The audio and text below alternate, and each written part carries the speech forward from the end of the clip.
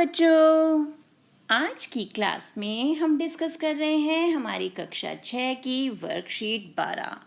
और देखिए आज क्या है हमारी वर्कशीट में।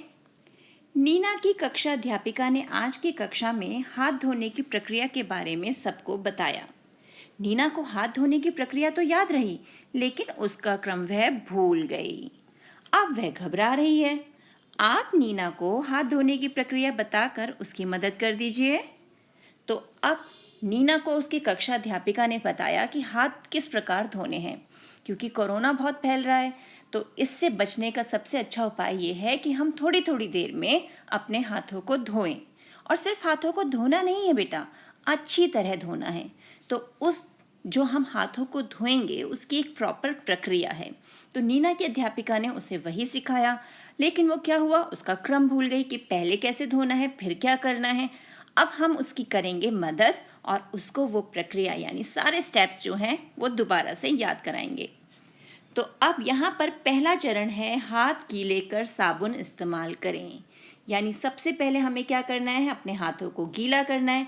हाथ धोने के लिए आप भी सबसे पहले अपने हाथ गीले करते हैं ना, और फिर उन पर साबुन लगाते हैं। तो सबसे पहला स्टेप हो गया कि हाथों को गीला करके साबुन का इस्तेमाल करें। अब हमने हाथ गीले कर लिए, नेक्स्ट स्टेप क्या होता है कि हम हथेली को आपस में रगड़ते हैं। यानी अच्छी तरह उनको रगड़कर जर्म्स यानी जो हमारे कीटाणु हैं उन्हें हटाने की कोशिश करते हैं। तो अब पहला चरण तो हमें दे दिया गया, तो दूसरा चरण हमारा क्या है, हथेली को आपस में रगड़िए। तो हम यहाँ पर दूसरे चरण में इसे लिख देते हैं।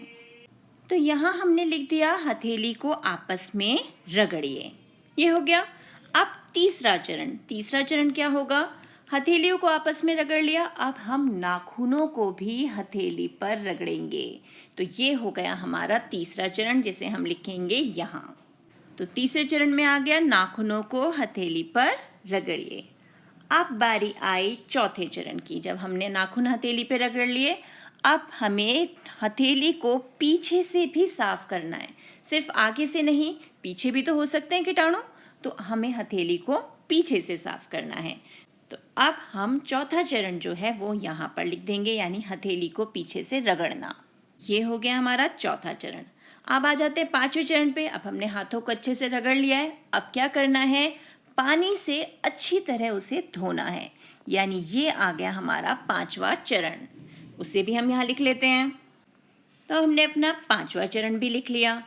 अब लास्ट में जब हाथ धो भी लिए, तो अब क्या करना है, हाथों को तौलिए से पोंछना है। तो ये हमारा हो गया छठा चरण यानी आखिरी चरण। तो छठा चरण हमने लिख दिया यहाँ, हाथों को तौलिए से पोंछ लीजिए। तो कर दी हमने मदद अब नीना की। अब आगे क्या दिया हुआ है, आगे दिया है आपने नीना की मदद की, तो इस अनुभूति को एक स्माइली बनाकर व्यक्त कीजिए।